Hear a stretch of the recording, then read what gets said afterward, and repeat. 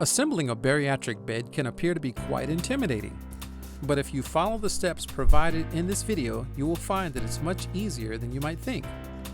Please note that a small socket set is required in order to attach the two adjustable locking brackets to each side of the bed frame. These are not included in the FMS cache. The first thing you'll want to do is pull the mattress out of the tri-wall container. This will enable easy removal of the other parts. Lay out the two sections of the bed frame and align them so they are parallel. Push the bed frame halves together and connect with the attached pins.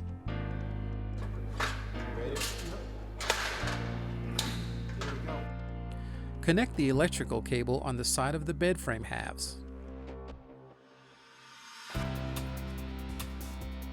Open the flap covers of the gearboxes on the bottom of the footboard and headboard. This will make it easier to access later. Note, the headboard and footboard are identical and interchangeable. Connect the headboard and footboard sections to the bed frame, then slide the notches of the frame into the grooves on the headboard and footboard. Extend the center rod until it locks into place. Now, push the center rod into the gearbox connector, which is located at the foot of the bed under the frame.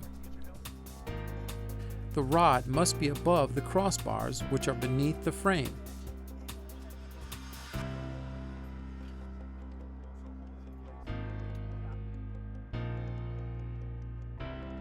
Pictured here is the spring-loaded connector from the gearbox to the footboard.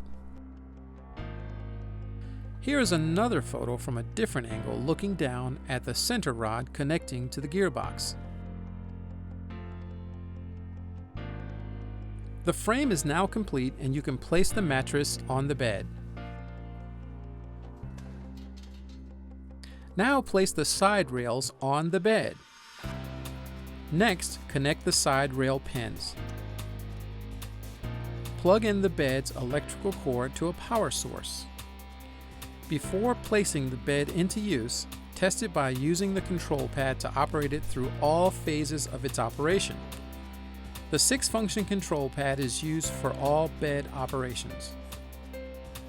If any problems arise during the test, recheck all electrical connections and mechanical hookups. In the event of a power outage, you can use the hand cranks to manually raise or lower the bed's head or foot sections independently. You can also raise or lower the entire bed. There are two separate connectors, one located at each end of the bed.